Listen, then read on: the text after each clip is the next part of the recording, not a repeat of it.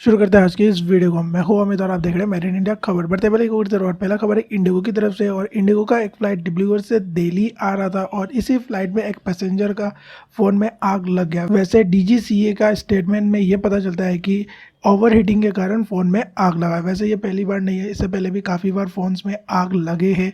इसलिए आपको पता होगा कि जो एयरक्राफ्ट में आप एक लिमिटेड अमाउंट तक ही बैटरी को लेके जा सकते हो। ज़्यादा हाई पावरफुल वाला जो बैटरीज होता है, जिस ज़्यादा एमएच वाले बैटरीज को आप कैरी नहीं कर सकते हो फ्लाइट में। और भारत में आप तो पता ही होगा कि काफ़ी ज़्यादा गर्मी बढ़ चुका है और ये मिड एयर में फ़ोन में आग लगा था, लेकिन इससे किसी को भी इंजरी नहीं हुआ, सब सेफ है और दिल्ली में टाइमली ये फ्लाइट लैंड भी हुआ।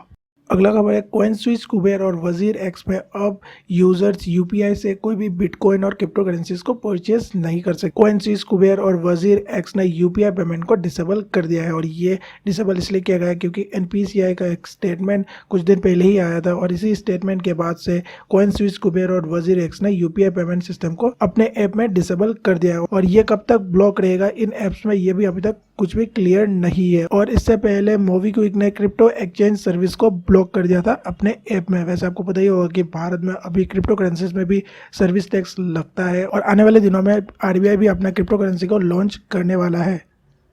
अगला खबर है टाटा मोटर्स की तरफ से। और टाटा मोटर्स को road transport and highway ministry की तरफ से अप्रूवल मिल चुका है और ये लोग आने वाले दिनों में अपना 2 हाइड्रोजन पावर बसेस को ट्रायल करने वाले हैं। और शायद ही आपको ये पता होगा कि टाटा मोटर ने मेमोरेंडम ऑफ अंडरस्टैंडिंग साइन किया था ऑयल इंडिया कॉर्पोरेशन लिमिटेड के साथ जून लास्ट ईयर में ही। और इसके तहत Tata motor Indian oil corporation limited को आने वाले दिनों में 15 हाइड्रोजन बेस्ड बसेस को प्रोवाइड करेगी। और इसी 15 हाइड्रोजन बसेस में टाटा मोटर्स ने 2 हाइड्रोजन बस को अभी फिलहाल बनाया है डेमोन्स्ट्रेशन के लिए और इसका ट्रायल, और इसी 2 हाइड्रोजन पावर बसेस के ट्रायल के लिए अप्रूवल मिल चुका है टाटा मोटर्स को road transport and highway ministry से। और आने वाले दिनों में दूसरे जितने भी बसेस, सरकारी बसेस होंगे, उनको कन्वर्ट किया जाएगा हाइड्रोजन पावर बसेस में। वैसे आपका इसमें क्या कहना है, कमेंट करके मुझे ज़रूर बताना। और क्या आप जिस स्टेट में रहते हो या फिर जो डिस्ट्रिक्ट में आप रहते हो वहाँ पे इलेक्ट्रिक बस चलता है या फिर डीजल वाला बस चलता है, कमेंट करके मुझे ये भी ज़रूर बताना। अगला खबर है BlackRock real estate consortium और Abu Dhabi based Mubadala investment company, ये दोनों कंपनी मिलकर टाटा पावर रिन्यूएबल एनर्जी में 4000 करोड़ रुपीस का इन्वेस्टमेंट करने वाली है। और इस 4000 करोड़ रुपीस का इन्वेस्टमेंट करके ये लोग टाटा पावर रिन्यूएबल एनर्जी का 10.53% स्टेक परचेस कर लेंगे। वैसे ये जो टाटा पावर रिन्यूएबल एनर्जी है, ये रूफटॉप और इलेक्ट्रिक व्हीकल चार्जिंग स्पेस के मार्केट को ध्यान में रख के भारत में काम करती है।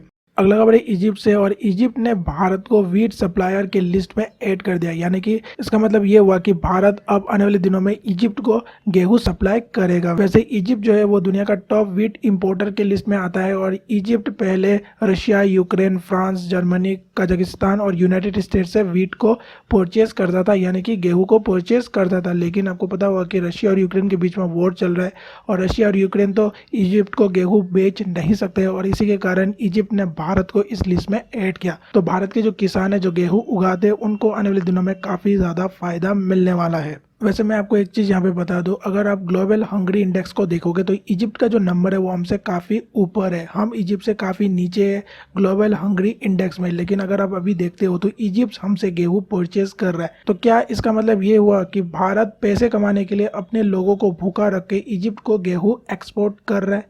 वैसे ये मेरा पर्सनल ओपिनियन है कि ये जो जितने भी ग्लोबल इंडेक्स रिपोर्ट्स पब्लिश होते हैं ये काफ़ी ज़्यादा फेक होते हैं। अगर आप लोग हैप्पीनेस इंडेक्स को भी देखोगे तो श्रीलंका का जो हैप्पीनेस इंडेक्स है वो हमसे काफ़ी ज़्यादा ऊपर है, हमारा हैप्पीनेस इंडेक्स श्रीलंका से काफ़ी ज़्यादा नीचे है। लेकिन अभी आप देख ही सकते हो कि श्रीलंका में किस तरह से क्राइसिस आ चुका है, हमारे यहाँ पे अभी तक ऐसा कुछ हुआ नहीं है। तो ये जो डाटाज होते हैं वो आप आँख बंद के भरोसा नहीं कर सकते, ये काफ़ी ज़्यादा मैनिपुलेटेड होता है।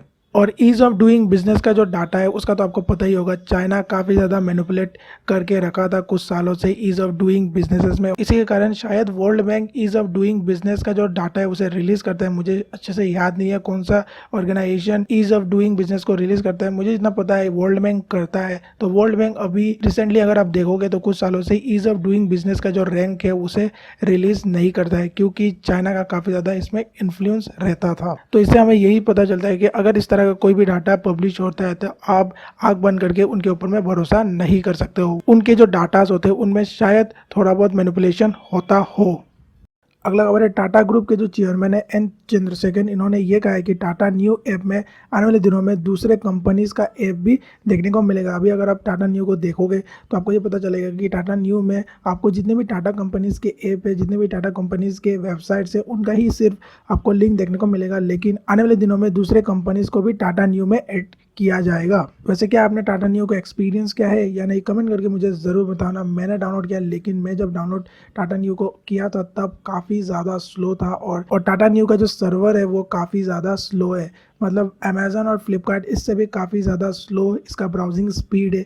लेकिन उम्मीद है कि आने वाले दिनों में टाटा इन प्रॉब्लम्स को फिक्स करेगी, तभी जाकर ये रियल में एक सुपर ऐप बनेगा और तभी जाकर ये रिलायंस और अमेजन दोनों को टक्कर दे पाएगा। बस आज की इस वीडियो में इतना ही। वीडियो कैसा लगा कमेंट करके मुझे ज़रूर बताना। चैनल को सब्सक्राइब ज़रूर करना और मैं टेक्नोलॉजी रिलेटेड वीडियोस भी अपलोड करता हूँ इस चैनल में। अगर आपको उन वीडियोस को भी देखना है तो आप ज्ञान एक्स्ट्रा प्लेलिस्ट को क्लिक करके उन वीडियोस को भी देख सकते हो। मिलते हैं किसी और एक वीडियो में।